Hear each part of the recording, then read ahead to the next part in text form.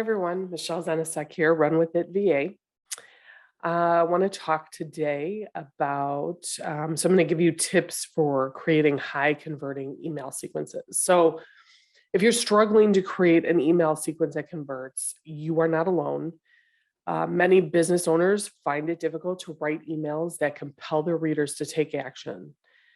However, by following a few simple tips, you can create a high converting email sequence that helps you achieve your goals. So I'm going to talk about 6 tips here for creating powerful email sequences. So the first one is to start with a strong CTA, which CTA stands for call to action.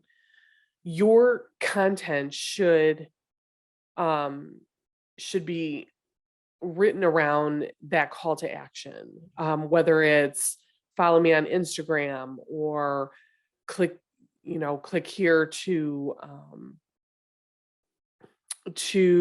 check this offer out. Click here to learn more in this blog post. So the content that you write should lead people to that call to action, which is going to be at the end of the email.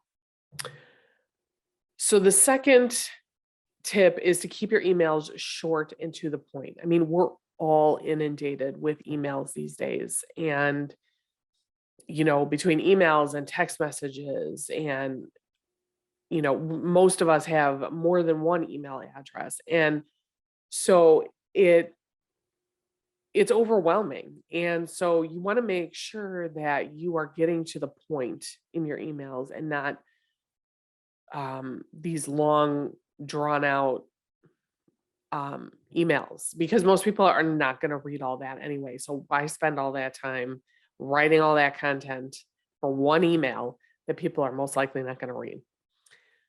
So you want to keep them short and to the point. The third tip is to personalize your messages whenever possible. So when you have a form on your website or on a landing page where people put in their name and email address, you should be capturing. Some people just do email address, and I think that you should do name and email address. It just has to be first name and email address. A lot of people don't want to give out their last name. And that's fine. You don't need that. I think the first name is sufficient, and this way you can actually insert the first name into the emails. You can, and that helps personalize it. The other thing is you want to be writing your emails as if you're talking to one person. So if you have their first name and you write the email as if you're talking to one person, it comes off as more personalized. Okay. Number 4 would be to use images and videos, or even GIFs, GIF for those that if it's not coming across well in the audio. This is a great way to grab attention inside the email is, and if you have more to say, like if you use a video, instead of, like we talked about in tip number 2, is trying to keep your emails short. So instead of writing a lengthy email, you can do a video, and I still would encourage you not to make that video very long. Should be 5 minutes or less. But it's a great way to give more information to the recipient without having to type all that out when you know that the reader most likely is not going to read all that. They're more likely to watch a video. So number 5 would be to segment your email lists for better targeting. So if you have multiple lead magnets, so multiple ways that you bring people into your email list, you want to make sure you're segmenting those people so that you know where they're coming from and what drew them to your list. So if you have let's just say you have 2 lead magnets. Some people might only have 1, some people might have 5.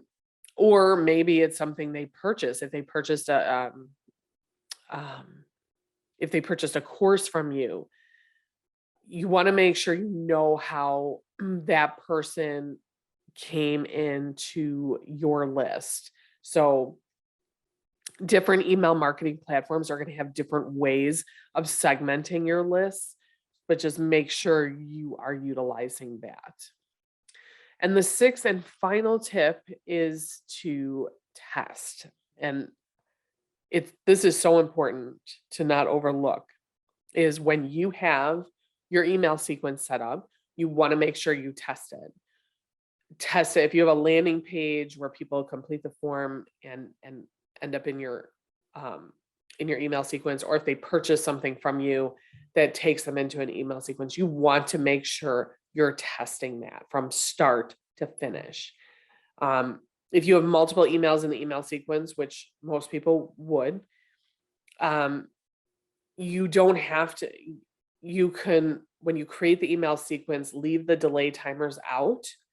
That way, when you test, you'll immediately get all the emails and you can make sure that that's working properly.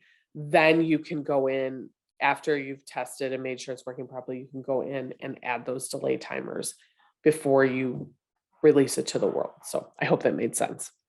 So email marketing can be an incredibly powerful tool for your business when done correctly. By following the tips that I just spoke about, you should start seeing better results from your email campaigns almost immediately. Of course, there's no one-size-fits-all solution to email marketing, so be sure to test and experiment with different techniques to see what works best for you and your audience. Do you need help getting started, or need help refining what you already have? You certainly can schedule a call with me, which I'll have a link in this post to that you can click on to schedule a call with me, and let's talk about how I can help you get those email sequences set up. So that's it for today, and I hope everyone is having a great week. We'll talk soon. Bye-bye.